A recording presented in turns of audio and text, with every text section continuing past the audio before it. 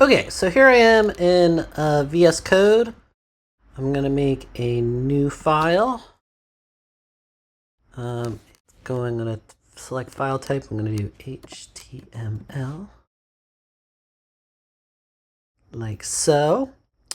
I'm going to save it somewhere that makes sense. So here we go. How about interactive design, introduction, and I'll make a folder.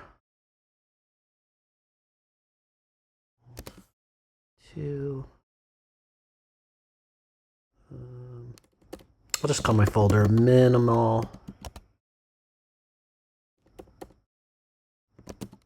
HTML, and then I'm going to call my file index.html,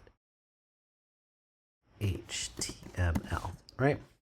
So this is the first new thing. Normally when you're saving something from like Illustrator or Photoshop something, it's gonna use dot file extension and it knows what file type it is. But when you're working in a code editor, you could conceivably make any kind of file.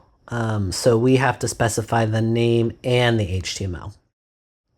The other thing is, all else being equal, you want your starting file to be indexed. That's how the browser and server knows that's where you want to start on your site. So we'll create a file. And then the next thing we're going to do is I'm going to go over here.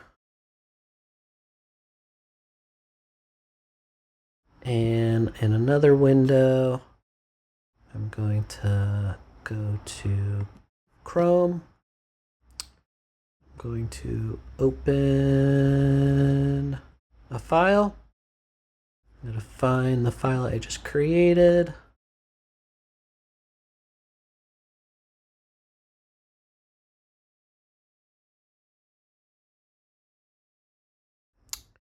And now what I can do is, as I work, I can see what's happening in the browser.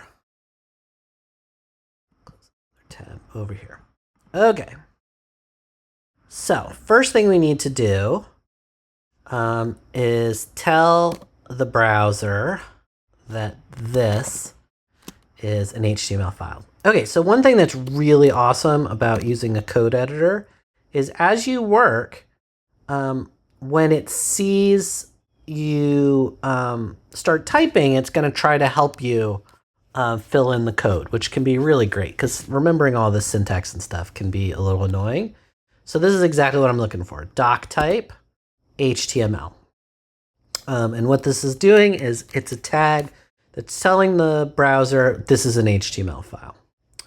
Then the next thing I need to do is make an HTML tag.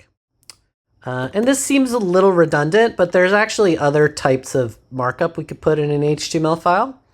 And this is also like showing the browser where HTML starts and where it ends. Let's see, what's next? How about we make a head.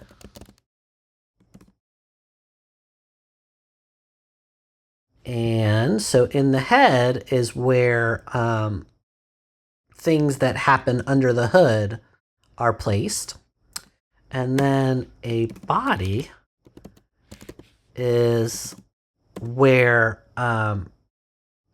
things get rendered in the browser. So for example, if I just put in, don't really worry about what I'm doing for a second, but if I said hello and I refresh this file, oh, first I save it, then I refresh, and there it is. Okay. But we're going super minimal here, so this is the bare bones. The last thing we need, meta car set equals UTF-8.